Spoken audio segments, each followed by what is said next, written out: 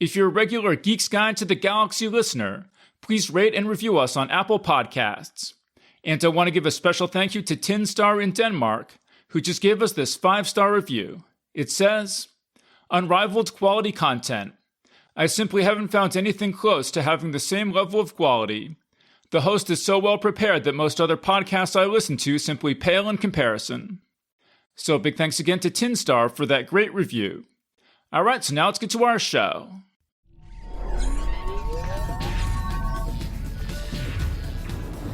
Wired.com presents The Geek's Guide to the Galaxy.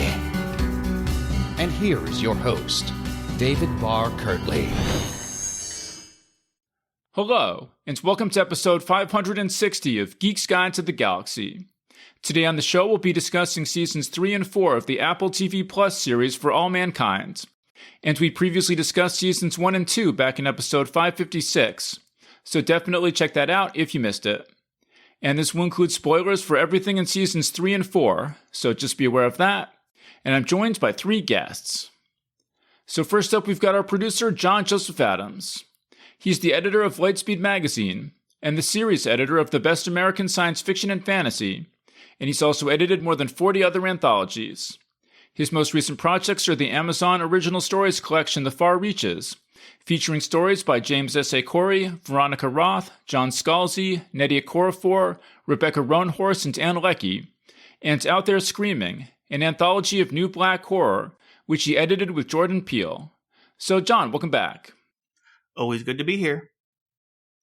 The next up, we've got Sara Lynn Michener, making her 28th appearance on the show. She's the author of many essays, mostly on the intersection between fandom, science fiction, feminism, and social justice, with titles such as Science Fiction Often Wins the Bechdel Test by Breaking It, which is part of its job. She's also the chief creative officer at Lightburn Software, so she has access to an army of laser cutters, and she just finished pulling off the company's first convention. So Sarah, welcome to the show. Happy to be here. And also joining us today is Rafael Jordan, making his 18th appearance on the show.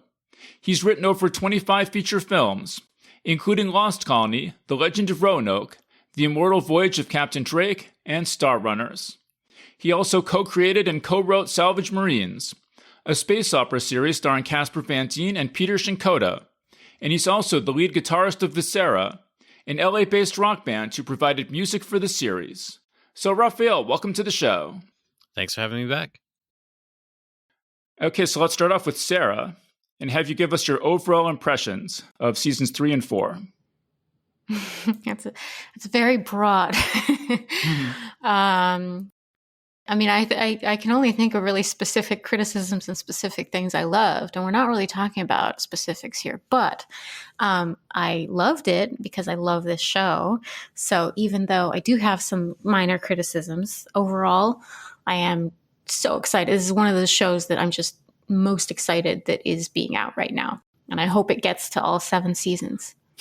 Well, so like in our last panel, we talked about seasons 1 and 2. And so like, how do you feel seasons 3 and 4? Or would you say they're about as good, better, not quite as good? I think they're better in different ways, or as good in different ways. Like it's a very different vibe in a lot of ways. Because, the first 2 seasons feel like, especially the first season, feels like Apollo 13 as a series. And so much of it is about nostalgia. And there's less nostalgia because obviously as this fictional space program advances far beyond, it's much more of a wistful, why didn't we have that feeling? But, and there's a lot more. I think there's also a difference in the perception of memory because when you grow up in the 80s, in my case, learning about the 60s, it feels like this very lovely story and this very noble, full of noble sacrifices of these lovely men. And then when you get to, the show that's covering like the 90s and stuff, you see like the uprising of the tech bro, so I think a lot of it really has to do with the fact that they have entirely different material to work with. But overall, I think because the character development is so freaking strong, it's wonderful to see where these characters go and where they end up, that we've been following since the 60s. Mm-hmm. How about Rafael? Like, how did you feel seasons 3 and 4 compared to seasons 1 and 2? I still think it's one of the best shows on TV for sure. I don't know if I loved the show as much in seasons 3 and 4. At some point, the show starts to feel the weight of its own premise, skipping ahead decades, and the revolving door nature of the cast. So, it is what it is because it's really interesting. And I like the idea that we're skipping ahead 8-10 years every season. It's just, we do start to lose characters at some point that we love and kind of associate with the show. And then we're kind of asked to like new characters. And, I'm really curious to see where it goes in the next 3 seasons. But I'm still along for the ride, obviously. But I don't know if I've loved it as much. Yeah. And also there's an increasing disjunction between the actual age of the actors and the age of the characters that they're playing. So that's an additional challenge for the show. I'd be happy to broadly generalize about season 3 and 4. Okay. So I feel like seasons 1 and 2 were largely perfect, and I really struggled to come up with criticisms. But with 3 and 4, I definitely found it very easy to come up with criticisms. I feel like the science fiction / space elements are still good. But then the drama side of things, I felt like that's where it isn't as good. Almost like they had the same team who was working on all the speculative stuff, but then they have a different team that's working on the drama stuff. I don't imagine they actually have separate teams for that, but that's what it kind of feels like. I was a little grumpy about a lot of both seasons. Which is not to say that there's not any heights. I mean, I think the first episode of season 3 is amazing and was so tense that I was like in a weirdly emotional state after that episode where I was like, I couldn't even talk about it because I'm like, oh my God, it was just so tense and amazing.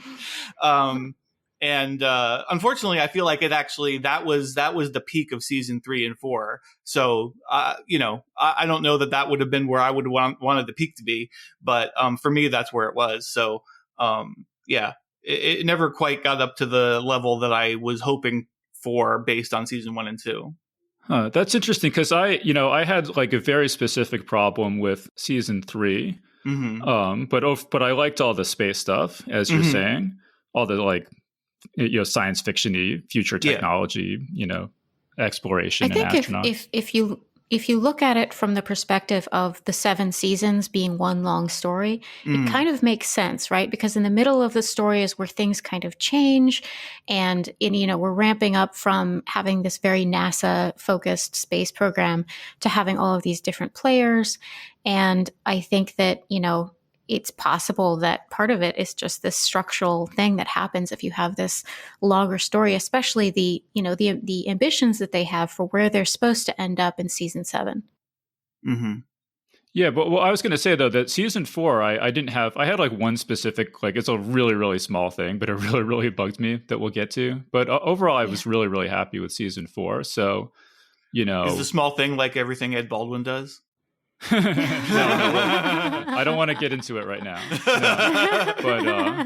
But it's worth mentioning too, Dave, that you just pretty much saw the whole show in a matter of 4 weeks instead of so that'll give a different viewing experience too. So that's kind of interesting because you've had to process the whole show in a short amount of time. Yeah, well, that's a good point. That maybe I don't have as much nostalgia for seasons 1 and 2, as if I had, if it had been years since I saw season 1. I'm kind of thinking back on how I remember it. But yeah, let's start off with the awesome premiere for season 3, which I agree was absolutely spectacular.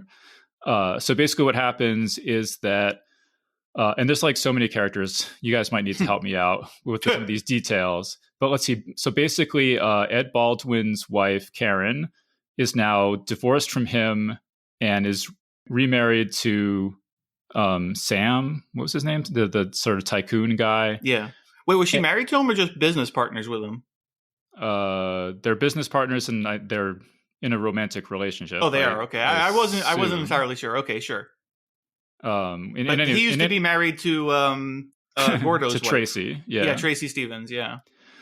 So in any event, whatever their relationship is, they've started a like space hotel together, which produces artificial gravity by having this ring that spins.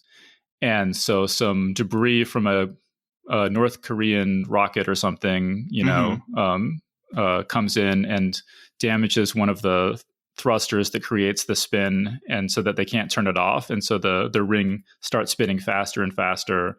And so there's this increasing gravity that they can't shut off that is gradually going to crush everybody and eventually rip the whole station apart. So Rafael, what did you think about that whole scenario? Yeah, I agree that first episode was pretty spectacular. If there's one thing the show always does well, it's the season openers and the finales. Yeah, I thought that was a thrilling installment, and it really kind of gave Danny Stevens, his moment to shine as a character. And that probably perhaps leads into what some of us might have as a small criticism of season 3, but we can get into that later. Yeah, let's not get into Danny Stevens' criticism just yet. Not just yet, but yeah, great episode, and I like the new dynamic with Karen and Ed being divorced, but still very respectful and friendly, even though there's some obviously envy there. But this idea that they can't stop the ring from spinning faster and faster and increasing the gravity more and more, I feel like that's such an obvious science fiction idea that I should see it all the time. But like off the top of my head, I can't think of another example. So I don't know if anyone else can think of another example off the top of their head, but I'm just like, yeah, the show keeps doing these things that like in retrospect, you're like, oh yeah, of course a space show should do this. But then there aren't really that many examples I can think of. Well, I think a lot of shows in particular, they go for the more hand wavy sort of artificial gravity thing that doesn't have an explanation, like on Star Trek, where it's just like, inertial dampeners or whatever, instead of like, okay, here's the actual science based thing of centrifugal force or whatever, and this is how we're generating the gravity. So if they did that more, I think you'd see it more. But yeah, I agree. And I do like the idea also that, even though the show is advancing very rapidly, ahead of our timeline technologically, it's almost too rapid, like their reach exceeds their grasp sometimes. And this kind of illustrated that. I mean, but of course, that is what's pushing the new frontiers of the show, is that they're willing to take these chances that they're not even quite ready for yet. I mean, one thing I liked about the approach that they took in that episode is that everyone's smart and everyone's trying to solve the problem in a realistic kind of competent way. And I feel like in most Hollywood movies, like the disaster would have been like two people had snuck off to have sex and they accidentally like knocked over the lever that makes it spin faster. It's like something like that. Whereas in this, the commander of the station's like, oh, we knew about this debris, but the projections were that it would miss us, but it didn't, and like he's not incompetent, like everyone's like smart and trying to solve the problems. I really like that. Yeah, although so they did have the opportunity to have that kind of hijinks cause it, because like they had the two kids who snuck off to smoke some weed. Yeah. And it's like, okay, if they could have done that and like ruined something inside the station with their weed smoke. I mean, that would have been dumb, but I mean, but I totally thought that's what was going to happen. Yeah.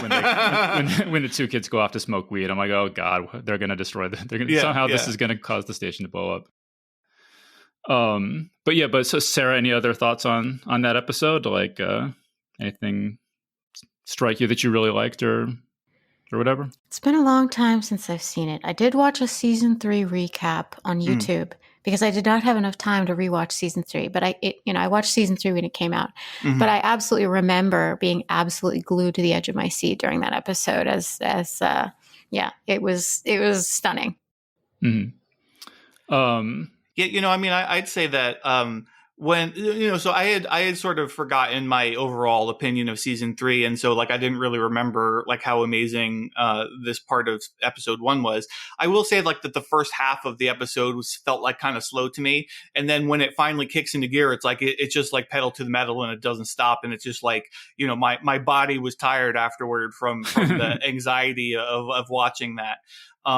But I really loved how like it's like, well, of course they try the conventional methods of trying to fix it. You know, they have their team that does it, and then I think one of them or more of them gets killed by you know, whatever space dangers, and then you know, then Danny Stevens has to go do it because it's like he's an astronaut at this point, and like Ed Baldwin was going to do it, but then he broke his leg or something, you know, and it was all really well done, and it was like, you know. There was like this long ass shaft that they had to climb up, and it's like, well, there was no way that Danny could have saved them by climbing up there with him, and then there was who was it? Was it Yes, Ed Danny's and wife? then the wife and girlfriend. Yeah. Yeah. So they're two spouses, and there was no way to get them all up the ladder, and so like Danny had to do it by himself, and then it was like, well, he's an astronaut, I guess he better go fix it.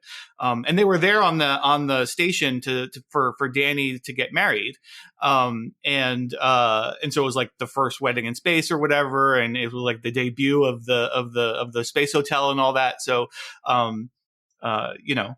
It was just really well done. That Although, you know, there's a good reason he was there. Yeah, although there was one thing, that he was getting married. Again, that's a good reason to be there. The one thing I didn't like about that is that it's a minor thing, but there's a part where Danny they're contemplating climbing up the ladder in the shaft, and Danny says, you know, no, we're at 2 Gs. That would be like climbing up a ladder with somebody on your back. And he's talking to Ed Baldwin. I'm like, dude, you do not need to explain to Ed Baldwin what 2 Gs are. I know it's for the benefit of the audience, but I'm like, you know, come on, that was a little artificial. But I did really like how when Danny goes, because what happens, is that the guys working on the station send somebody out and they get knocked off by a cable that's swinging around, and then Danny shuts off the thruster, and then you see you think he's won, you know, and then you see the cable kind of coming up behind over his shoulder, and so then you think he's dead, but then it turns out he's been knocked off the station, but he's still floating there on his tether. Yeah. So I thought just the way those various twists and turns of that really worked and just made for a perfect ending for that episode. Yeah, for sure. Yeah. But so then the overall kind of story for this season 3, is that there's this 3-way race to Mars between NASA, the Russians, and this private space company called Helios, which is led by a new character, Dev Ayesa. So Sarah, what'd you think of Dev Ayesa? I absolutely love this character. And here's the thing, like it's one of those examples of why this is such a good show, because they had so many options in terms of let's explore the tech bro, right? So many options. And they could have gone the Silicon Valley method. They could have, made it sort of this ridiculous character. They could have made it an obviously evil character. And the fact that they made it a minority character who has a genuinely fascinating, both a backstory and a genuinely fascinating character. I mean, he is just he exudes confidence and peace and wisdom in this really scary way. So there are scary aspects to the character for sure.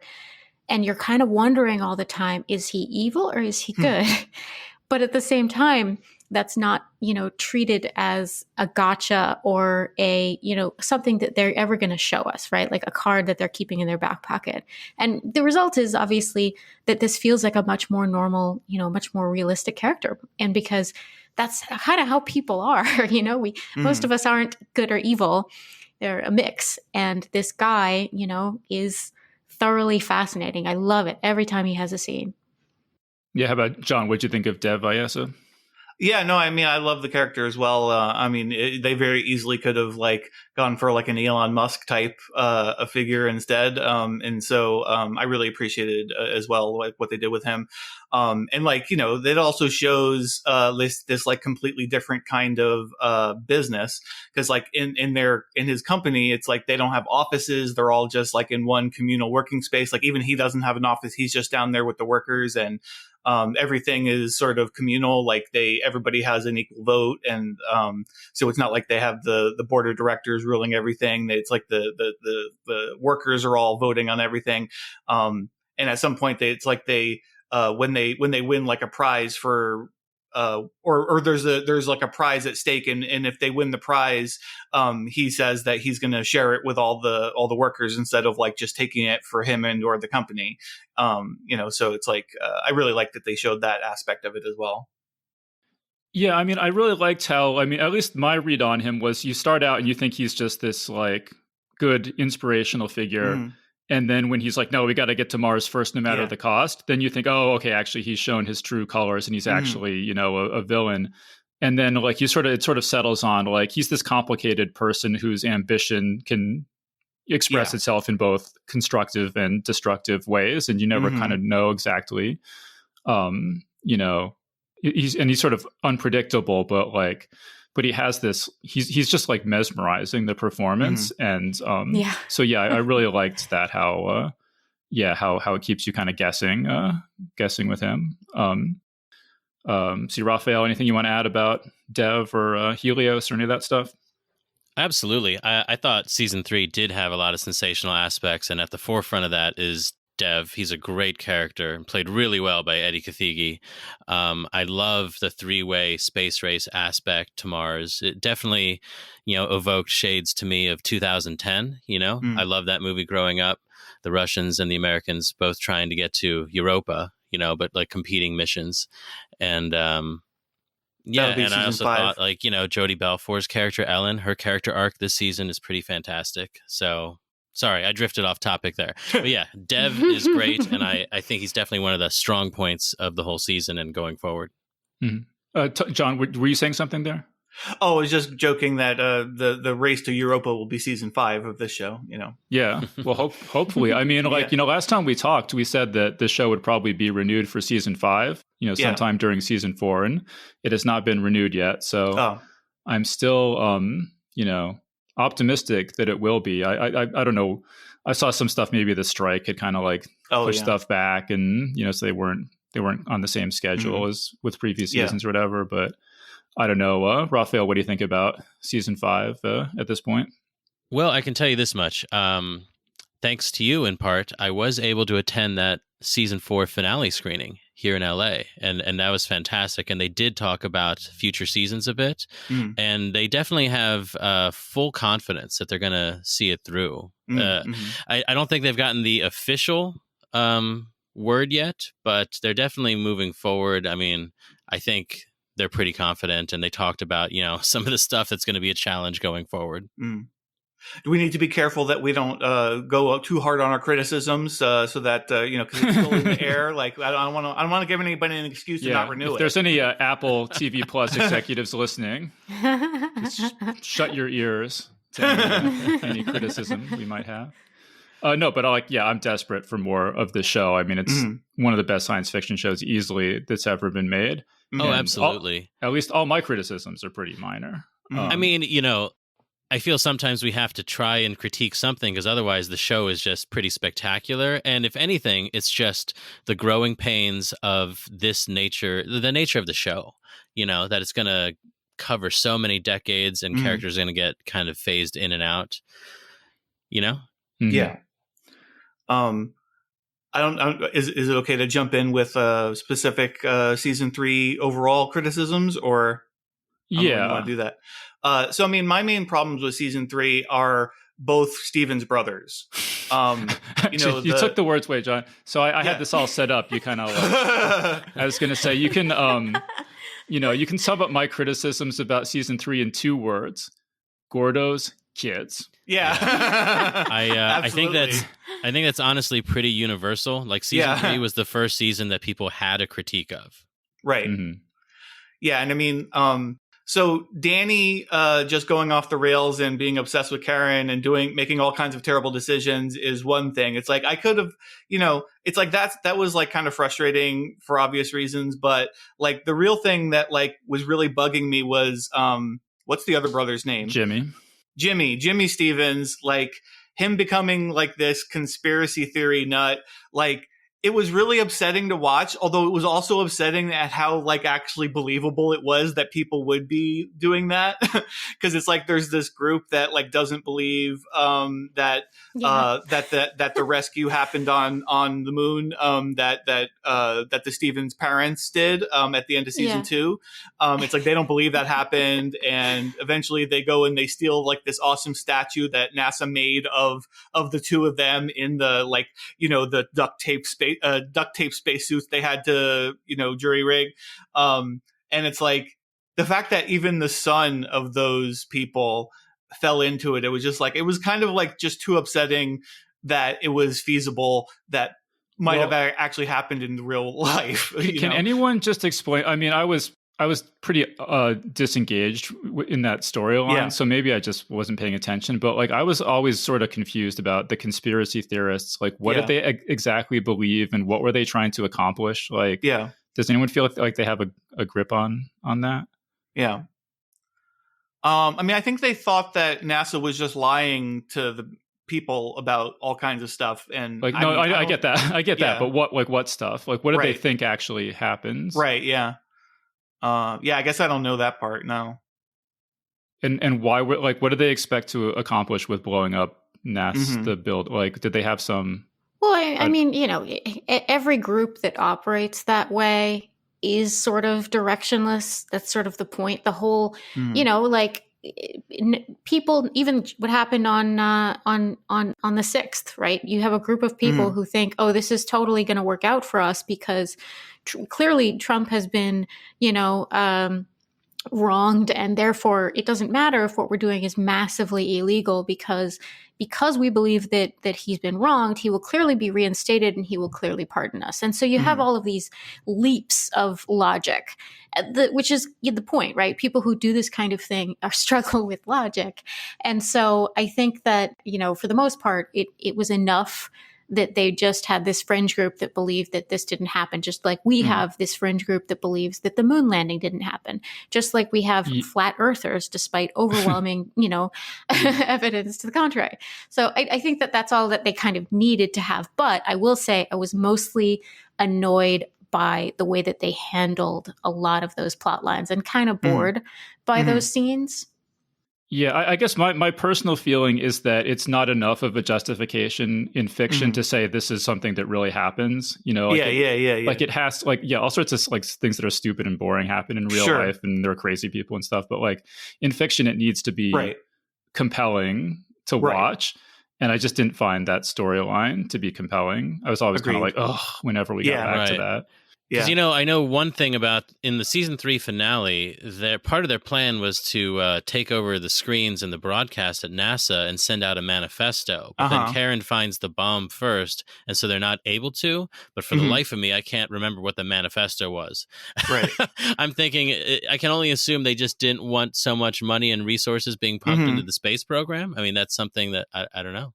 Yeah, that didn't seem to be what they were talking about, though. But you mean like in terms of like whenever they were talking to Jimmy, but that's actually what I thought would have been a better use of, like, if the writers just wanted to have this sort of anti-NASA conspiracy group that was going to, you know, try to blow up NASA and, you know, successfully does have like a big explosion at JSC. You know, they could have just like maybe not tapped into Jimmy Stevens, but they could have just had like that helium-3 protest groups. You know, something happened with those helium-3 protest groups, because it's like that's a legitimate grievance. Like, I mean, it's like holding back progress, right? To like complain about that, but like, you know, a lot of people like lost their jobs and stuff because of that. And it's like, there's all this money being put into space when there's a lot of people who are suffering on Earth. And it's like, you know, you can have the argument in, you know, forever, because it's like, well, all that money we're spending on that, we could be using that to spend on money here, on people here. But then it's like, well, but we are using that to help people here. It's just that it's like, you know, it's complicated, but, the people who lost their jobs because of Helium-3, it's like you could see how, that could have led to them having the same kind of idea. It's like, oh, we got to take down NASA because they're ruining everything. Right. Yeah. Yeah, narratively, it seemed to serve the same function to me as the Jake Busey character in Contact. I mean, you remember how frustrating it was to watch him, basically sabotage Jodie Foster's efforts and all their efforts. But yeah, I don't feel like they came up with necessarily the right reason, because it wasn't, in that movie, it was religion versus science. But this wasn't completely clear to me. Mm-hmm. Yeah, I'm 100% with John. Like the whole thing about, all these people have been put out of work and they're like, angry and frustrated. Maybe like they lost their health care and they've had personal tragedies and stuff. Like something like that seems to me would have been way more compelling than this sort of vague like conspiracy stuff. So it sounds like we're just all in agreement that the Jimmy Stevens thing just kind of fell flat for all of us, right? Also, his hair. Yes. Like, what the hell was up with his hair the entire time? It was just like really upsetting. Yeah. Sorry, sir. Were you saying something? I had some problems with how they handled Danny. Yeah, believe me, we're getting to that. Yeah. wait, should I wait? No, go ahead. I think that, first of all, like, I totally understand why Danny's obsessed with Karen.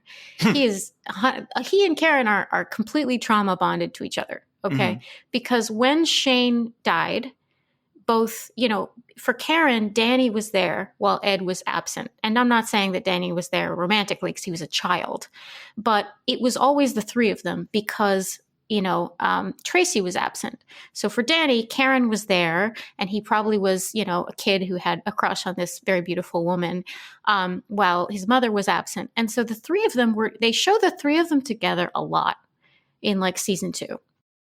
And then Danny goes and, after losing his best friend, he loses his parents in a spectacularly public fashion that, forces him to sort of see them as heroes, whether or not he wants to do that, despite the fact that for very understandable reasons, they weren't there for a lot of his childhood. And Karen was there for him. And then, at the end of season 3, Karen dies. And I think that Danny just started to lose it. And the thing that bothers me about the way that they handled his character, and he ultimately becomes, I think, the most tragic character in For All Mankind, because nobody took care of this kid. Nobody, and I think that because this by this time, this is set in the 90s, nobody really pulled him aside and got that what he needed was nurturing and gentle parenting and tough love and things like that. And the way that Ed behaved toward him at this stage in his life, he should fucking know better. And so exiling him at the very end made zero sense, even on a policy level, because by this time in history, surely there this universe's idea of the UN announcing that solitary confinement is a form of torture. Let's take the troubled kid, this troubled astronaut, and give him the very worst possible thing that we could give him to make that way worse, which is the psychological torture of solitary confinement. And I had really hoped at the end of season 3 that they would redeem that choice somehow and realize that Ed would have a character growth moment where he realized that he failed in fathering Danny and understanding what Danny needed. But instead, the opposite happened, and the absolute worst outcome of that decision happened. Yeah, and I don't even have a huge problem with the idea that Danny kind of unravels psychologically over the course of the season. I just thought that the volume was turned up way too high on that idea. And so, it got to the point where it kept making me think of Robert De Niro in Cape Fear. I expected him to tattoo his knuckles and stuff like that. Yeah. And right at the beginning, he played at his wedding, he dances to the song that he danced with Karen before they hooked up the first time, or I guess the only time. And then she's later she confronts him and she's like, why did you pick that song? And he says, oh, actually, my wife picked that song. She's always liked that song. And then he kind of walks out. And I thought that was a good approach to that, where it's kind of like ambiguous and creepy and you're not sure and like what's going on. But then he comes back in and he's like, okay, I just made that up. Actually, I'm totally psycho, you know? Yeah. And I'm like, okay, this is like jumping the shark now here, you know? But if they had kept it with that initial kind of approach of the sort of just like creepy, but you're kind of keeps you guessing, I feel like that would have been a way better approach to that, that scenario. Yeah. You know, it's funny that you said that the volume was turned up too high on this arc of his, because it sort of culminates when he's in the control station, supposed to be monitoring the pressure of this drill that they're doing to like drill for ice or to, you know, try to find water. And the team is out there in the field on Mars, and like he's on the radio, and he literally turns the radio all the way down so that and just starts ignoring them when they're having a crisis. And I was like, yeah, I don't know. I mean, that was the most frustrating. I mean, because that's obviously the peak of his malfeasance. But I mean, it's just like that was hard to believe, really, that he could have gotten that far gone, that he would have been just like, fuck all those people. I don't care if they're going to die. I mean, it was somewhat, you know, I guess directly aimed at Ed because Ed was out there, but just the fact that he would have been so callous to be like to have been an astronaut for all this time and to have grown up in the astronaut program, to have been so callous toward all of these people who are out there, you know, braving the new frontier, like, you know, like astronauts do. That just seemed like a bit much. Yeah, well, that's the thing, is that there's so many flawed characters in this show, but I always liked them and I was always interested in them. Whereas with Jimmy and Danny, like I didn't like, it got to the point where I didn't like them and I wasn't interested in them. And so that's really the issue. Speaking of Jimmy, real quick, I did manage to find that, the whole thing about the conspiracy theorists was they just thought NASA was lying about Gordo and Tracy's death, that it was propaganda. But what did they think? What did they think actually happened? Like, what's their version? I don't think it's clear, but they're really just that universe's version of 9/11 truthers. I think that was the idea, but it doesn't really. I don't know. Yeah, it doesn't quite work. Yeah, it's not developed enough to hold any kind of water. Right. But on that note, did you know that in the For All Mankind universe, there was a film based on Gordo and Tracy's sacrifice? Yeah. I wish they told us who had played the characters. No, they did. Right. Yeah. Did they? Yeah, it was, oh God, it was, what's the guy's name? Who was married to Meg Ryan? Dennis Quaid? Dennis Quaid, right? Wasn't it? I don't remember who they said, but I know they talked about the movie because Danny gets mad at the one guy for quoting it. I'm pretty sure, I forget it. In one of those opening montage thing, I think. Oh, yeah, right. I think it shows like the premiere or something. Oh, that makes sense. Yeah. Yeah, I think I know what you mean. Yeah. Actually, you know what? Speaking of montages, I will say that one thing that has sort of jumped into my mind a couple times when watching this show is like, okay, well, here's the premiere of this season, and here's our traditional montage of Margot Madison getting ready for work. Like, why are there so many scenes of her getting dressed in her office? Like, it's like call back to season 1, man. I know, but part. I mean, it's like season 1. Okay, like, okay, hey, we did that one. Don't change horses midstream, John.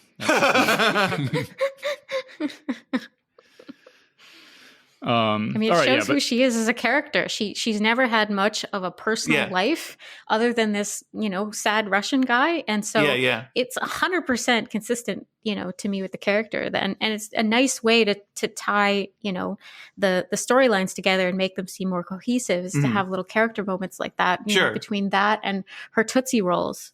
Yeah. Yeah, I just felt like every one of them went on too long. But, you know, I don't know.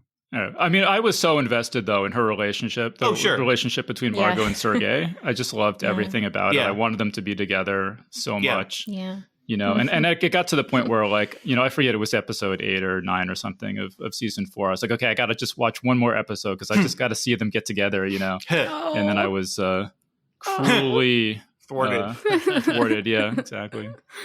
So sad. I mean, it's a drama, right? Like, they're not going to get together. Come on. Yeah. That wouldn't be dramatic. But so season 4, which overall I basically liked everything about it, is basically there's this asteroid that's full of some valuable, it's iridium, right? Some valuable mineral it has like $20 trillion worth of iridium in it or something.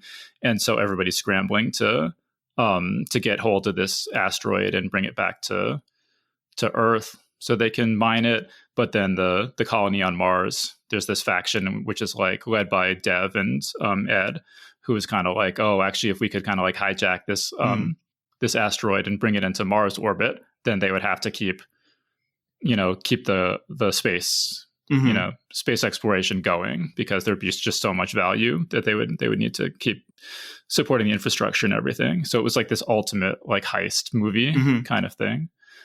So it sounds like, I don't know, it sounds like maybe I liked season 4 more than other people, or does anyone think that they like season 4 as much as I did? I loved it.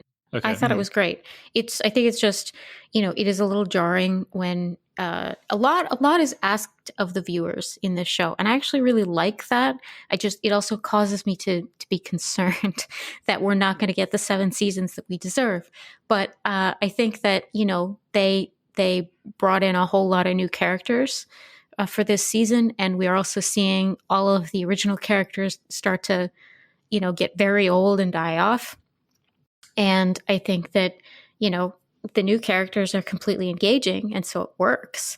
But a lot of people don't watch television that way.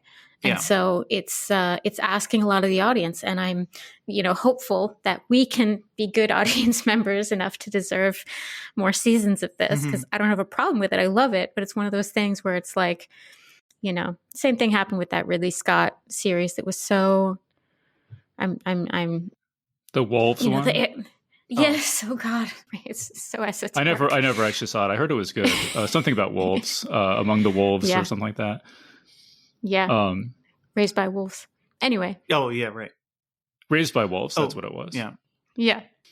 Sorry, go ahead. Well, let me just mention. So the new characters that we've got in season 4, some of the big ones are Miles Dale, who is he's worked on oil drilling platforms and agrees to go to Mars because he thinks it's going to be a good economic opportunity for him to support his family.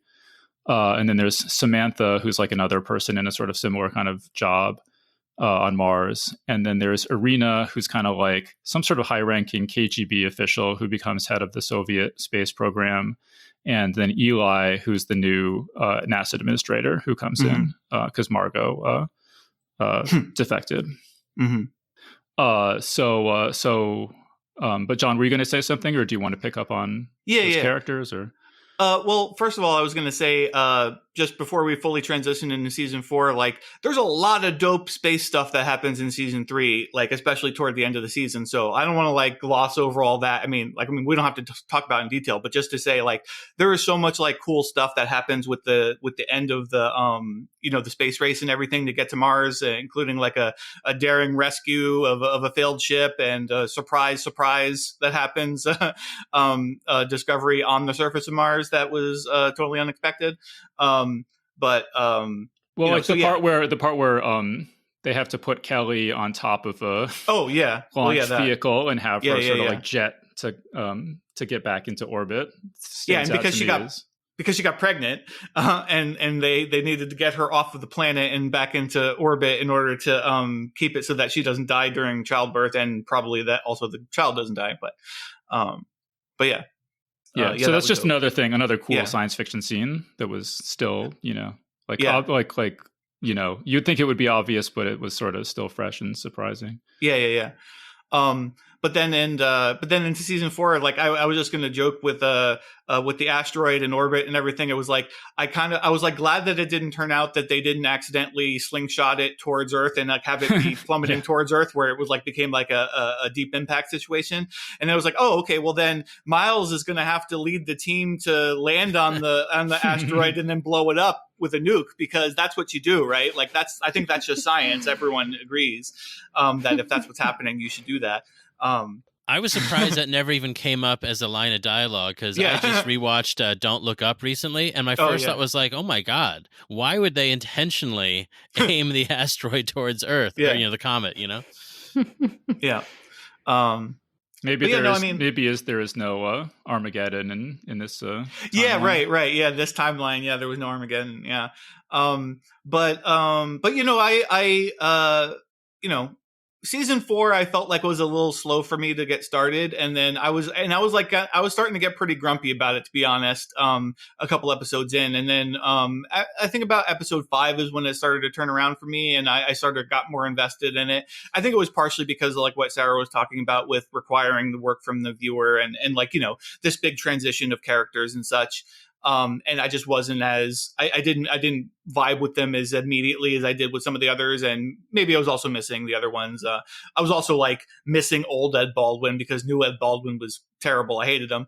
I mean, not the character, but it just like, you know, I mean, he becomes like a really annoying person, and does all kinds of questionable, annoying things.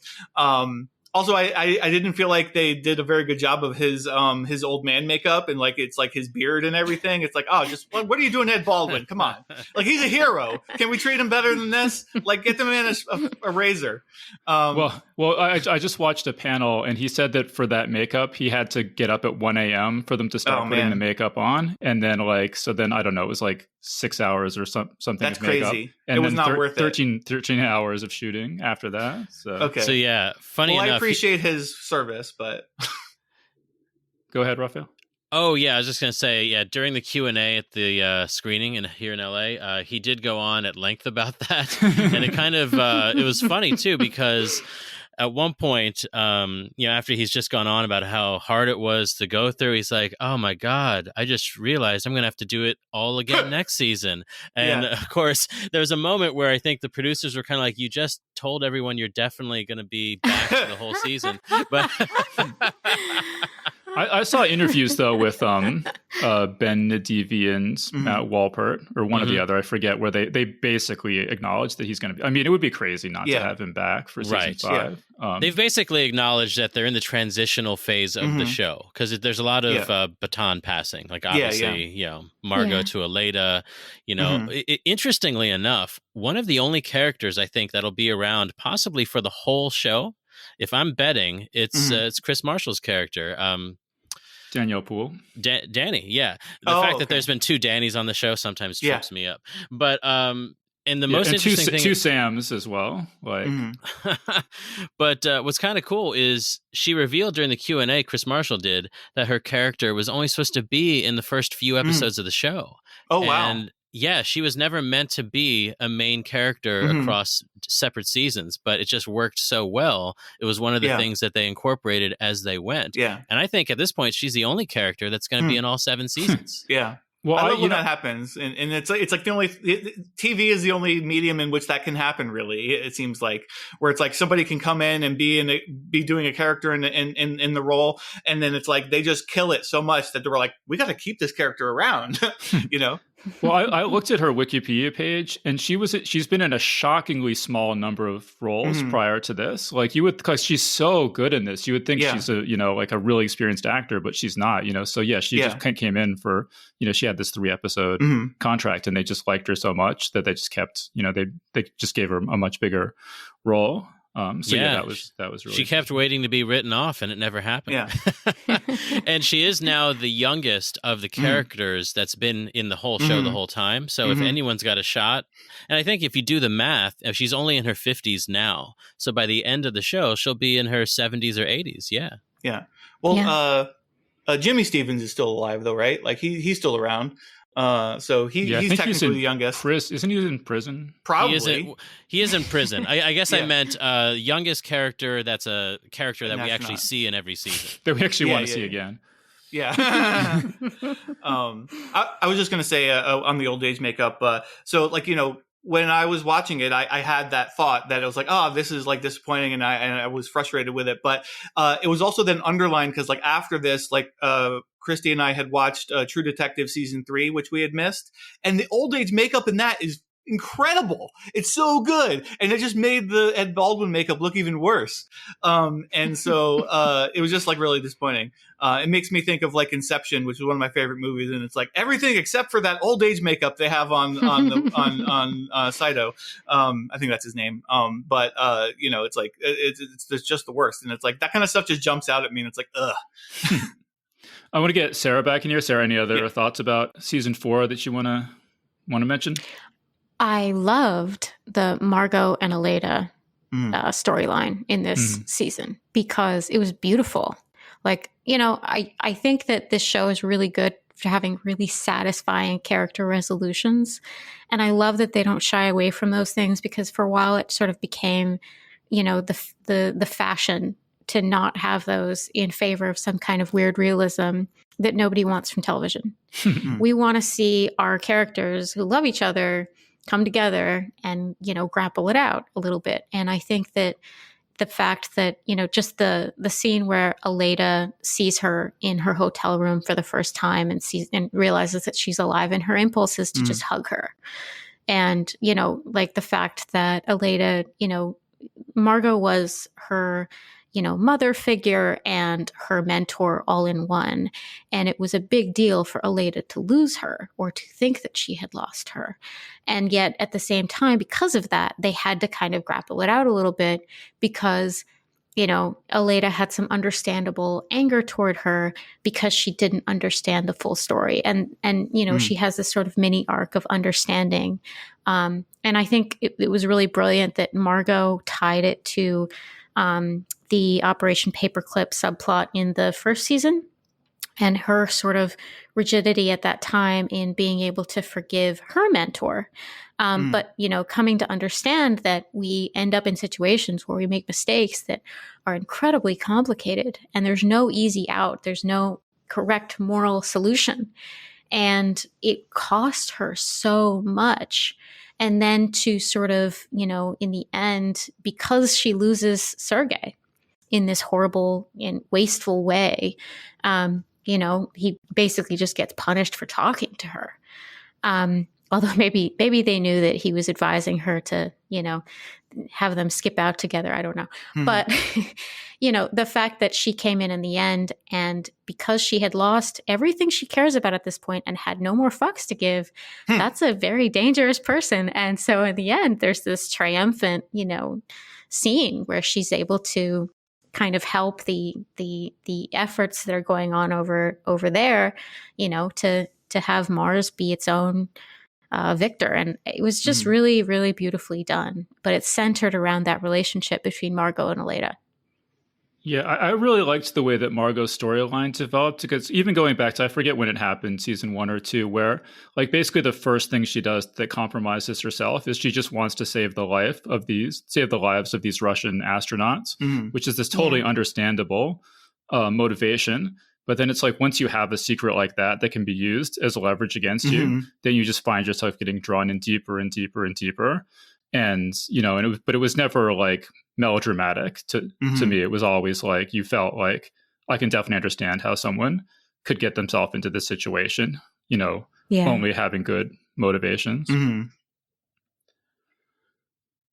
So I have a question, because this came up from watching season 4. So at some point in the previous panel, you had mentioned that people had kind of said that, I could see this as being kind of an unofficial prequel to The Expanse. And I hadn't really seen that, because I was like, well, okay. I mean, I guess any kind of space show like this could have led to that. But then crazy. It's like, well, but I never understood it until like now with season 4. It's like, once we saw like the whole Miles subplot, or the whole Miles plot with the workers on Mars, and then there was like this like rebellion against them being sort of mistreated as grunts, and like not like people. They're just like workers to do the work. And I was like, okay, now I see the Expanse vibes there, but I didn't see it until then. It felt much more like a prequel to Star Trek to me prior to that. And I still kind of feel like it's more of that to me, but well, because I see it in the groups all the time, and it drives me up the wall, because the people in the Expanse groups are like obsessed with the idea. And finally, it got to the point where we started creating memes making fun of it, because where we'd start saying, well, clearly Battlestar Galactica is an Expanse prequel, and clearly Spaceballs is an Expanse. And it was like this whole ongoing joke that lasted us for several weeks. But it was because people were kind of going a little bit too nuts on it, because yes, like even in the beginning of season 4, the moment that they show that this guy has to pay for his own toothbrush and toothpaste out of the, what he's making to be on Mars, and being a grunt on Mars, because in the first and second season of For All Mankind, you have this idea of the astronaut as the hero that we're all familiar with, where you have to be this extraordinary person in order to be there. And then in season 3, it's like, okay, it becomes this capitalist thing where you have to be very wealthy to be there, to just be there at this hotel. And then in season 4, they're like, oh, we now have lower classes for the first time in space. And so it was very cool to watch them develop that idea. But I think that those themes are always in Star Trek for the lack thereof, right? And so they have to delve through that stuff and address the elephant in the room of capitalism and class systems before they can get to that Star Trek ideal. Well, I mean, one of the reasons I really liked season 4, I mean, like John's saying, he had mixed feelings about it because of this and that. But I think the reason I liked it so much is just because it just showed these science fiction things that I grew up reading about, like asteroid mining and, Martian like sort of realistic Martian colonies, not like Total Recall, like Martian colonies, And so like that you just don't really see so much in film and TV, like the more grounded kind of things like that. And so like, I can forgive a lot, I think, that someone's just bringing that vision to the screen in such a well-developed way. And so like, so people are like, oh, it's just like the Expanse. I'm like, well, no, it's like this whole tradition of science fiction that had all these things. Yeah. And, if you only watched, if you primarily watch movies and TV, that's your like closest reference point, but they're both drawing on this really long tradition. Yeah, it's like when they all said there was a while there where they all said that new Star Trek was stealing from Mass Effect, and it's like you realize that Mass Effect literally stole from all of existing science fiction. Like what do you think? Yeah, Rafael, any other season 4 observations you wanted to mention? Overall, I thought it was another really good season. It's tough to say like, the least great, but I would probably say like season 4 for me was the least great season so far. So it was interesting to hear you say. So you like season 3 better? A lot better. Yeah. Huh. I really? mean, I think, as I mentioned, I think season 4 was kind of the first, because earlier you asked me what I thought about seasons 3 and 4 together. So It's a little more complicated than that. I think season 4 specifically is kind of where the cracks of the show started to show just a little bit. Aspects like the handling of Ed Baldwin's character, and I thought there was some plot threads along the way that didn't really go anywhere or add up to something. I mean, like even like Ed Baldwin's kind of love interest in the first half of the season, which was kind of very weird. That was just them showing that he felt bad that he was getting old. Let's be honest. He didn't love her as a person. He loved her because, and that's the thing. Like, I will say that I don't think it was necessarily handled super well, but I think that Ed's character development in season 4 does make sense in the sense that he had been a hero for decades, right? And then all of a sudden he's an old man.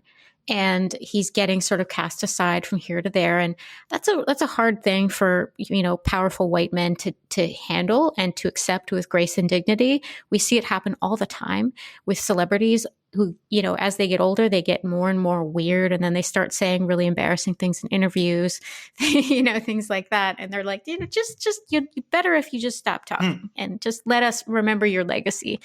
And I think that we're seeing some of that happen to Ed in season 4. And for sure. think that, I think it does make sense. I do think that some of the execution of that sucked. I think broadly it totally worked, and I see what they were doing, because you essentially had to get from the beginning of the season to the end where he's siding with Dev and they're running their secret operation to steal the asteroid. Yeah. Which, by the way, I think, one thing the show always does such a spectacular job of is ramping up towards the end. The finale in the last few episodes were great because it's always this fantastic race against time. And here's the thing. Can I go into some thoughts about the season 4 finale, Dave? Yeah, sure. So I pretty much assumed that they would succeed. For me, the drama and the tension wasn't in the result, because for the show to really continue, they had to secure the asteroid for Mars. The drama and tension for me is seeing how it happened, because it was such a game of cat and mouse. They had to get the signal to the ship to make the burn last 5 more minutes, but they were onto them. And so then there was like the workaround around the workaround. And then finally, I loved how, it came down to Margot and Aleda, their decision to allow Mars to prosper and keep the asteroid. But my only point about Ed was it was somewhere in the middle where I thought like they knew where he started and where he ended, but like when all of a sudden he's kind of displaced and then he's kind of just part of the strike movement. It's how they needed him to get to where he was going to be, but they were losing me a little along the way, if that makes sense. It's interesting because I've always seen him as a pretty flawed character going back to season 1. So this seems pretty consistent with, he's just like Sarah's saying, he's like the old, he has like older person concerns that are how his character flaws are expressing themselves. But I mean, he's I don't know, he's just such a like charming, he's like a little boy, it's like no matter what he does, you can't be that mad at him because he's like so adorable, Well, that's just it. Because, he's one of the 3 main leads of the whole series. So, you don't want to see him fall off into total, like, he's starting to go off the rails there a little. But by the end, he still is, in his flawed way, heroic. But he had the best moment of the season for me in a lot of ways. It had a lot of great moments, but in the finale, when he and Danny are having their little conversation, and by the way, that whole thing was fantastic. When she knows it's Ed that's in the North Korean module, and so their conversation starts off great, and she says, Earth is our home, Ed. And or maybe she says Mars isn't our home. I can't remember, but he disagrees because for him, Mars is the future. It is his home. His family's there. And I was like, that really resonated just because that's the view they're going to need to go forward. I mean, that's kind of the underlying subtext of the whole thing. Well, that's what I wanted to make, because I read a review where it said, like, of course you're rooting for like Danielle Poole to succeed and stop them from hijacking this asteroid. And I'm like, no way. Like, no, everybody's rooting for them to, even though it's like Danielle's like by far and away the most like responsible, person. And then you've got like Dev and Ed, the like mischievous boys, like, doing who knows what the fuck they're doing. But like, you're rooting for them because like, I guess because maybe just because I'm a science fiction fan and I want the space program to continue. I don't know how it plays to people who aren't invested in the space program as much, but no, I just feel like anyone watching to root for both sides. I think what was so clever, that's the show is about, like you're rooting for both sides, and that's why it's so interesting. Yeah, if there was any flaw to me in writing themselves into a corner a little bit, it's that you were kind of rooting for both sides, but more so, like you said, David, for Ed and the progress of Mars. And if anything, Danny was kind of the casualty of that because Danny was stuck in the middle, and you were. I understand where the reviewer's coming from because you want to root for Danny and Chris Marshall, but at the same time, you're like, well, she better not stop him. Yeah, well, it's like she's the adult in the room, but this is a situation where you don't want the adults to win. It's like the crazy visionaries and crackpots. You actually are the ones you want to succeed in this situation. And, it was a little unfortunate. I mean, I thought the finale was spectacular, but just from that perspective, because you kind of had Ed trying to do his thing. And of course, on Earth, you had Margot and Aleda. And in a sense, Chris Marshall's character, Danny, was just stuck in the middle, like you said, being the adult, but having like the least agency in that moment. So that was like, if there was anything unfortunate about the way that played out for me, it was just that. I mean, John, you've said really like glowing things about previous season finales. How did you feel about the season 4 finale? I mean, I think it did very well. I don't think it stacks up to me in comparison to like the season 1 and 2 finales, which are just like so epic. I thought it was really good by the end, but yeah, it disappointed me a little bit just because of the it was pretty. Come on, it's like you've got an asteroid, you've got the fusion drives, you got the. It just wasn't as cool as those other ones. EVA, It's. I mean, look, I mean, we're really nitpicking here because of the incredibly, incredibly high bar set by seasons 1 and 2. Okay, like, I'm not saying that it was bad in any way. I'm just saying it didn't stack up to me compared to those two. But well, I wonder, having seen the season 4 finale on the big screen, I got to say that whole sequence with Massey on the ship, the asteroid, that was fantastic. Yeah, like, that was really edgy. I mean, to some degree, it's probably just seeing it projected on a huge screen, but it really looked amazing, and it was so tense. That was one of my favorite sequences of the whole show. Like I thought the season 4 finale was a notch above the season 3 finale. Oh yeah. Yeah. Yeah, I thought it was spectacular. But speaking of nitpicking, I'll mention my big problem with season 4. And I don't know, maybe you'll laugh at this, but it makes me so angry. Like even thinking back on it now, is like the Al Gore. Oh yeah. Claiming credit for discovering the asteroid thing. It just makes me so angry. So I don't know if I'm alone, but so basically, if you're younger than I am, yeah. So basically, like Al Gore back in like the 90s, I guess, he made this totally factual comment where he said, like, as a congressman, he was asked what his accomplishments in Congress were. He says, in Congress, I took the initiative on creating the internet, something like that, which is a totally accurate statement about his role in Congress. And it was like turned into this joke about like, oh, Al Gore claims he quote unquote invented the internet, where the quotes are around a word that he never said, which is like one of my pet peeves. And it just like, to me, it was like one of the earliest examples that kind of came like that I experienced of what would later become called like clickbait journalism, where you have like some attention grabbing headline that's just a complete lie. Yeah.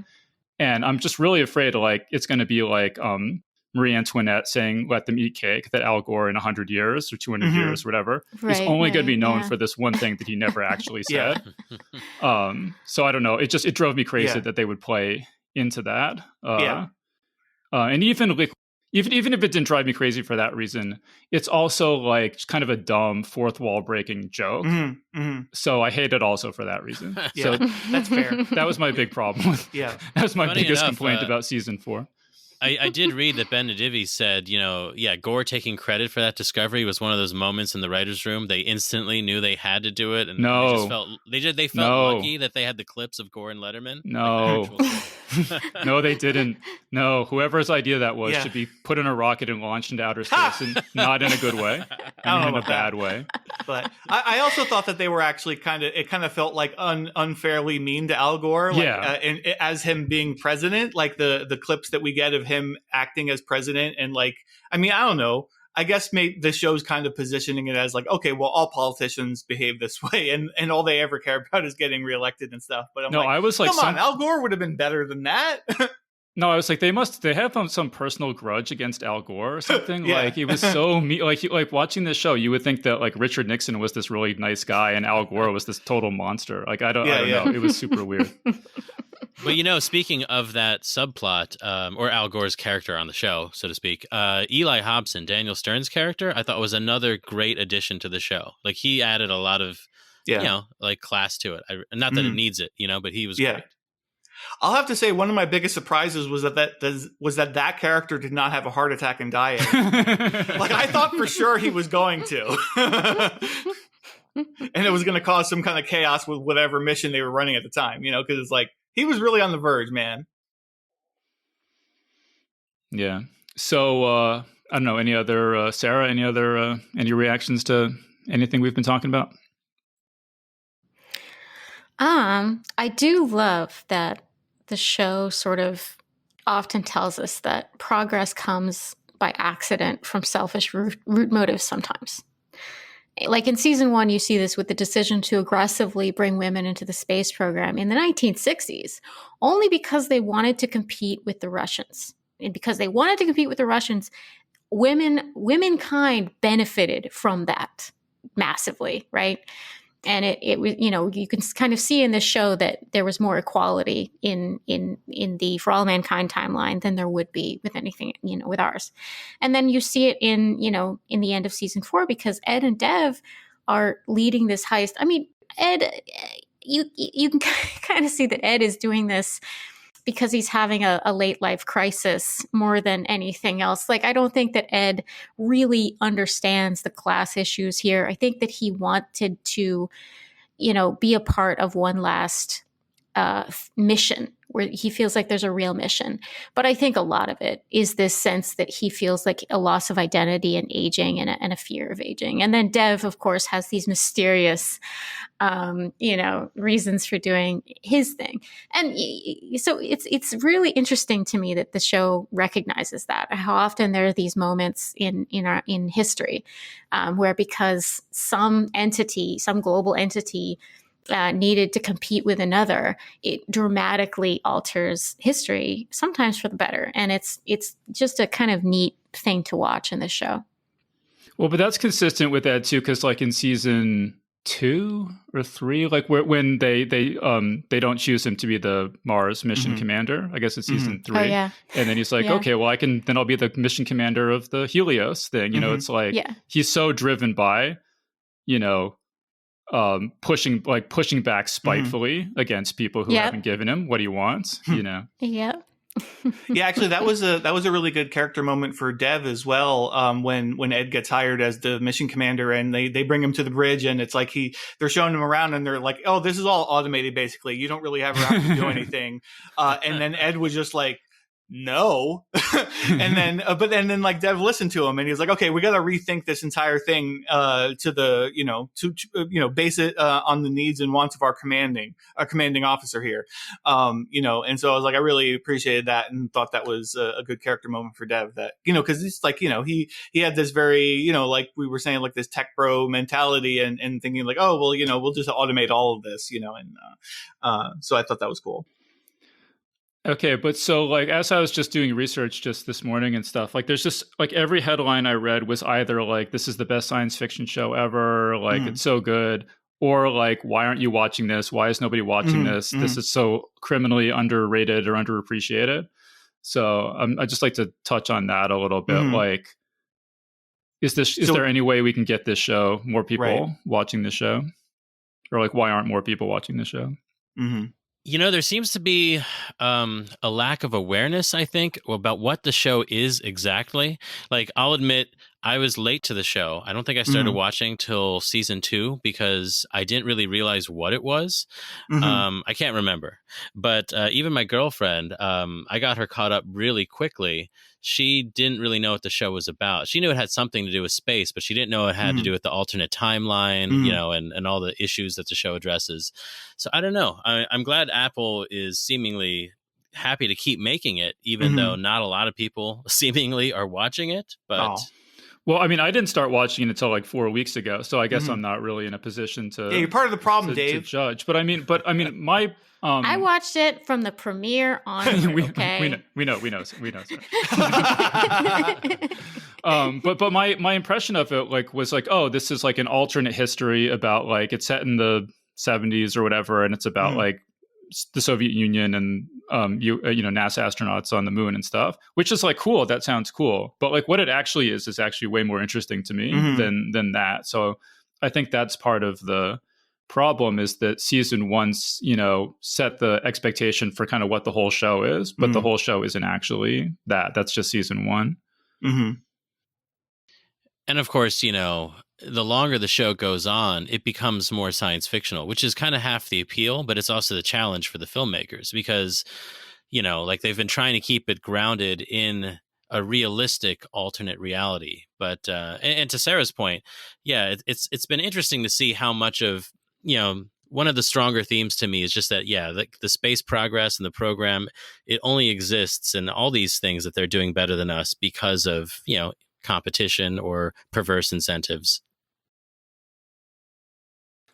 Yeah, well, I hope the fact that we've done 2 episodes now about this show, like I'm hoping that like, maybe some people, they saw like For All Mankind season 1 and 2 review, and they're like, I've never watched that. I don't know that much about it. I'm not listening to this podcast. But when season 3 and 4 comes up on their feed, they're just going to be like pummeled into submission. They're like, all right, I don't know why they're doing 2 podcasts about the same show so close together, but maybe I should look into it. Well, the good news is the fans it does have are pretty passionate. I mean, people flew in all over from different parts of the country for that screening, which is kind of wild. Yeah. I think that the fact that it's discussed in all of the Star Trek groups and in all of the Expanse groups speaks really well of it. I'd say that we could, maybe Dave, you could like write a review of the show with no spoilers, and I could publish it in Lightspeed, and that would really get it over the line to make it like, oh yeah, no, definitely review it now because it's going to get so many viewers because of that. But in an alternate history, maybe my magazine has that kind of impact on the world, but in this reality, I don't think so. Well, I think still we could try. Like The Expanse is my favorite science fiction show of all time, but it still has a small audience as far as I know. And then Star Trek, even my wife teaches college now, and she uses a picture of Spock in one of her lessons. And she says this was the first year that none of the students, these are like freshmen or, first year college students, like none of them knew who Spock was. So I feel like even shut the front door. How can you not know that by cultural osmosis? Yeah. Wait, hold on though, which Spock? Well, I don't think. I mean, this is a picture. We've had like 8 Spocks by now. There's no excuse for this. Yeah, they would know the newer ones maybe. This is a picture of Leonard Nimoy, but I mean, like you think about it, like if you're like 18 now, when you were like, like there hasn't been like a Star Trek movie.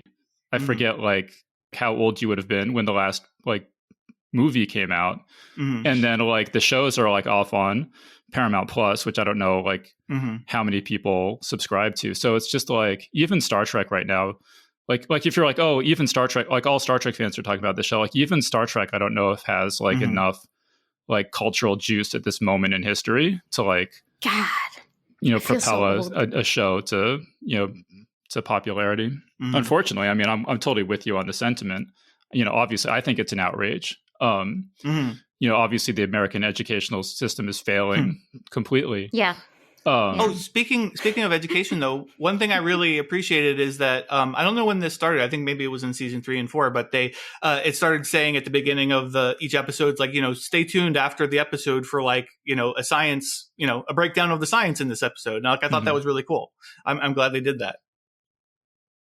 Because the show did really take a lot of pains to like try to, stick to actual science in terms of how they approach all the spaceflight stuff. Well, there was a review I read too that said, this should be like shown in classrooms. Not just because of the historical, stuff is interesting, but also because it's one of the only shows on television that presents the idea that the future could be better and like humanity could progress and competence and intellect and like trying to make the world a better place could actually work and could actually have a good impact. So I think there was a review in The Atlantic I read too, where it's like, if you look at all the other popular shows on television, they're mostly about how bad people are, and your enjoyment comes from being like, oh wow, these people are really bad, whereas this is a show that has some sort of, more, kind of elevated, brighter future kind of appeal to it. Let's see. I was going to read some of my favorite internet comments I came across. So this one says, For All Mankind is supposed to have 7 seasons, which would place the last one in the 2030s. And I wonder what they'll do for music. So last time you guys were talking about, spent a lot of time, probably too much time talking about music in the show. But what do you guys think about that? Like when they get into the decades where there is no music. I feel like that's actually an opportunity to bring up some obscure music that you love from some band that's happening right now, but that very few people know about. Instead of, I kind of hope they don't do the nostalgic thing where they just, do the classics. I think it would be really cool to have, it be a way to highlight artists that most people don't know about, because that way they're promoting this music and at the same time, it's made in our timeline now. But I think that would be a solution. Well, I mean, here's the other thing. Guess what? By the time they make the final season, it will almost be the 2030s. I mean, it just blew my mind, man. Still 1996. They're not going to have to extrapolate that far. Yeah, that's fair. Oh man, no, it's like in my mind, it's always like perpetually 1996, and then Yeah. It would be interesting if, season 7 essentially is filmed and released in 2028, 2029, and that's the year the show is in. Mhm. That could be like essentially, yeah, I think that all lines up pretty cool. Yeah. And it'll be like an indictment of this reality. It's like, look at what we accomplished in this other reality, you fucking idiots. Exactly. So they're not going to have to make up music for like 10 years from now, but if they had to, they would probably just use AI or something. It'd be interesting. Oh God. Let a computer extrapolate. I wonder if they Give would many ideas. if they would in the future, if they would go back and like edit in music, like in 2038 or something, they would go back and like edit in music from the 30s, from the 2030s into season 7 or something. For the special edition, whatever the next Blu-ray level will be. Sure, yeah. Yeah. So that was one. Let's see. One of these says, even though For All Mankind might very well be the best television show I've ever watched, the intro is far and away the worst TV intro of all time. God damn it. It's so horrendous, and they haven't changed it in 4 seasons. It is very slow and boring. It's inspiring. I love that music. I do too. I'm a fan. It reminds me of the Voyager intro. I'm sorry. Yeah, the Apple TV intros, as the kids say, are fire. I mean, like whether it's Foundation or For All Mankind or C, I mean, they're all great. Yeah. I mean, to be honest, I don't really have patience for almost any intro. I always skip it. I'm always like, oh man, the episode 1 of this new season, they're making me watch it. I can't skip it. I have to fast forward it like a barbarian or something if I want to skip it. Like, come on. No, you got to watch the new. I've already credit seen sequences. it once. Well, but there's little changes, and I know. I'm with you. I think the intro is underwhelming in this show, and there's like some of them, like the one for Dark on Netflix.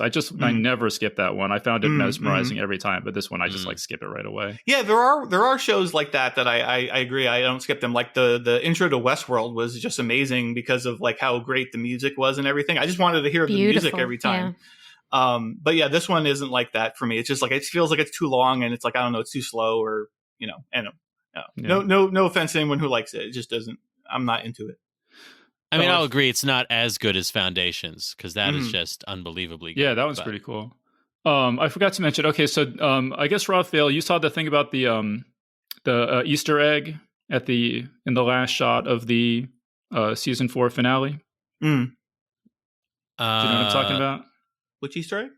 Which one? I don't. Okay, so apparently, you see Dev Vallesa on the Goldilocks asteroid, right, which has this huge moon or like mining operation on it, and the camera sort of pans out, and as it does, it flies over a structure that has "Free Mars" graffitied on the roof, which seems to suggest that season 5 might involve a Moon is a Harsh Mistress style revolt in which Mars declares independence from Earth. Oh, okay, very cool. Yeah, I'm seeing that now. Yeah, I didn't actually catch it at the time, but that's cool. Yeah, that was a great final shot. And I mean, they always nail that final sequence, over music to close out a season. Yeah. Wasn't Dev actually on Mars looking up toward the asteroid though? Yes. Maybe. Yeah. Yeah, he was on the surface and they pull all the way back. Yeah. It was really cool. Yeah. Okay, so he's on Mars looking at the asteroid, and we sort of fly by the asteroid. Right. Okay. Right. Okay. Yeah. But yeah, no, that was a dope shot for sure.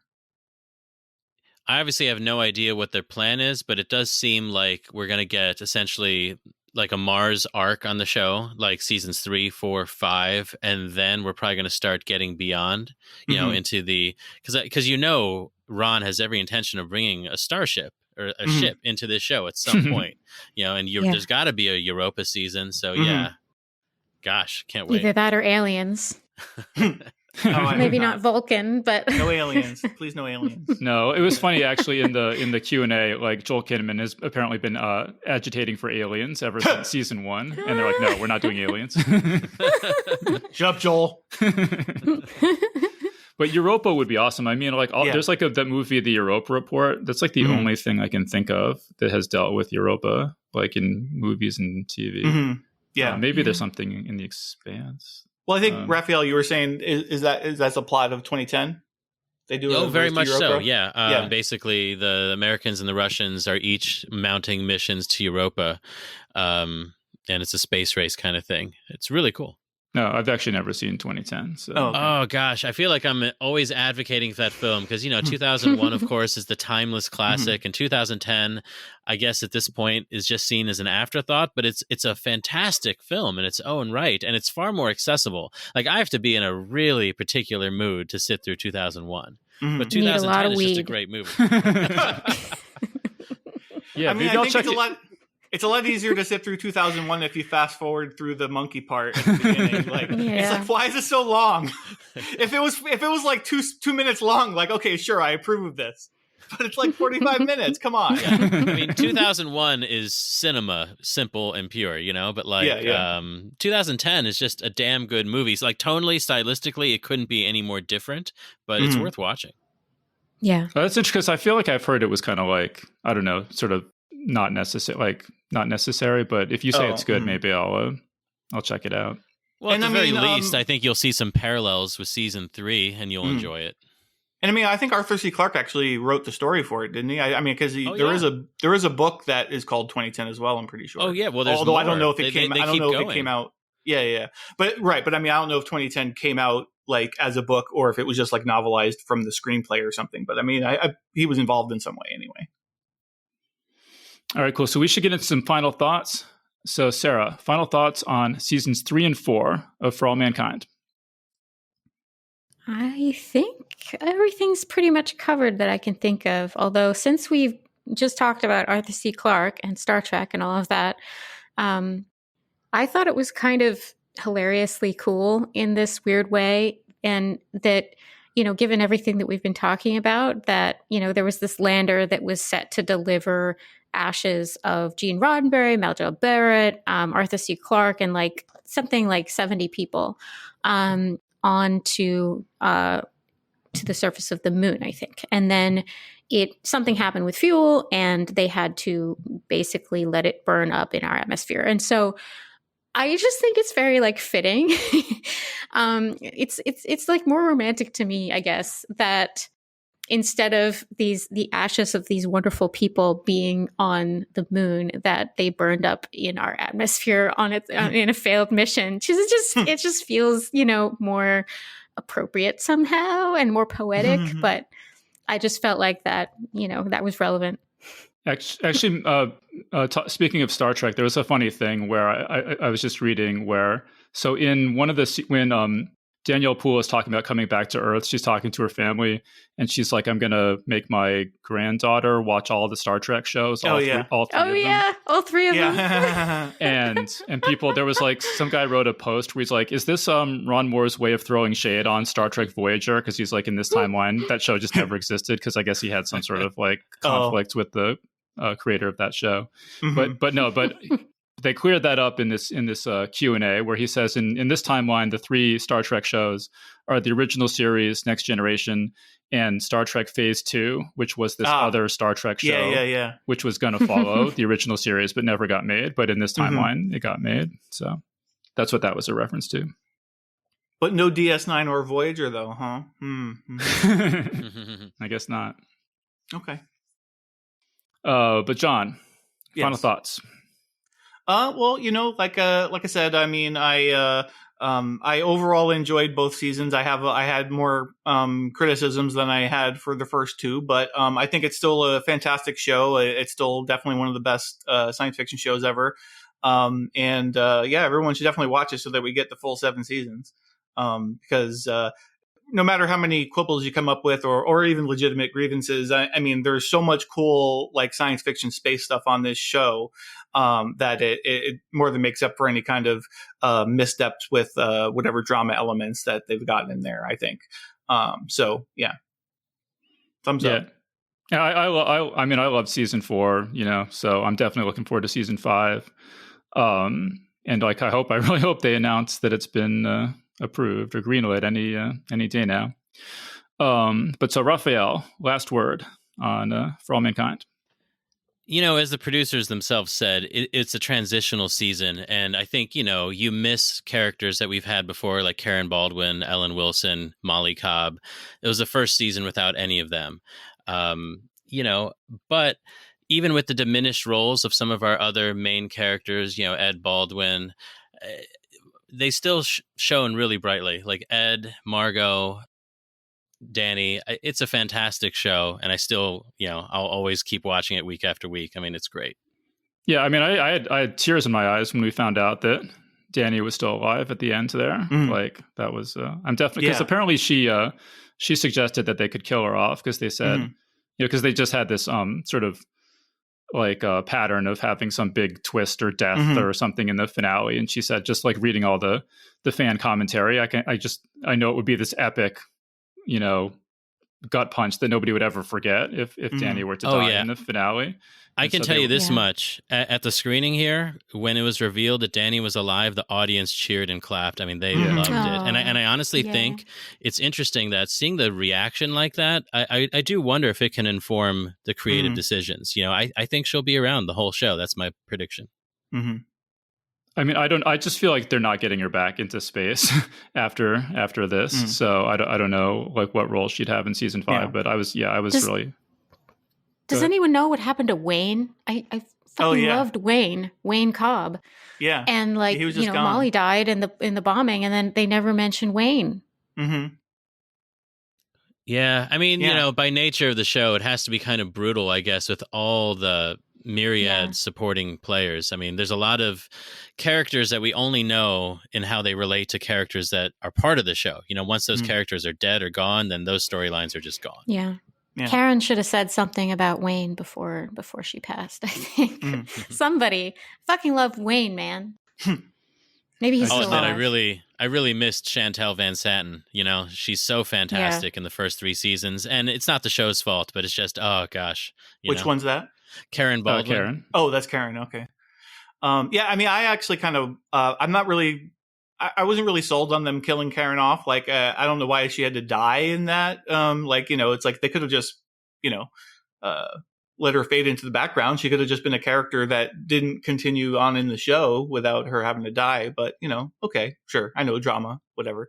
But in terms of other characters that sort of disappeared, like I kind of thought that Ellen was going to go back to the space program after being president, just because like she was so all about, space and everything. So I thought that would have been cool because I mean she was still so young as a president. Right. That she certainly could. I mean she's way younger than Ed Baldwin. I think. I mean she looks like it. I mean it's hard to tell with these characters as they age them.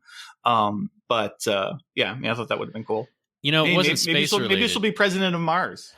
We didn't really touch on the fact that she came out as president, and that was awesome. Yeah, and then Will also coming out while he was on Mars. I thought that was cool. Yeah, there's a lot of plot lines we didn't have time to get to. Yeah. But we need to wrap this up. I mean, I do hope that Wayne is happy and healthy, smoking weed on a rug somewhere. He's smoking a lot of weed. I am looking forward to Dev seemingly being, very central to the rest of the show going forward because Dev is great. I think we all agree on that. Oh yeah, I think that's definitely going to happen. Yeah. And we'll come back probably, assuming season 5 gets made. We'll definitely come back and talk about it, and so can have more to say about it then. But we are all out of time, so for now we're gonna wrap things up there. So we've been speaking with John Joseph Adams, Sara Lynn Michener, and Rafael Jordan. So thanks to everyone so much for joining us. Always good to be here. Thanks for having me. Thanks, Dave. See you next time. And that was our panel. So big thanks again to John Joseph Adams, Sara Lynn Michener, and Rafael Jordan for joining us on the show. This episode of Geek's Guide to the Galaxy was made possible thanks to support from listeners like you. So if you enjoyed the show and want it to continue, please support us on Patreon over at patreon.com/geeks or via PayPal over at geeksguideshow.com/crowdfunding. All right, so that was our show. So thanks everyone for listening, and we'll see you next time. The Geek's Guide to the Galaxy is a production of Wired.com.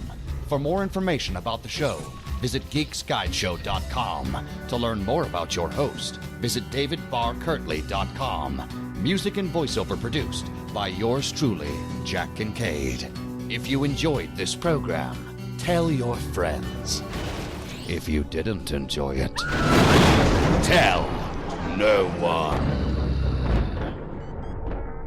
Thank you for listening.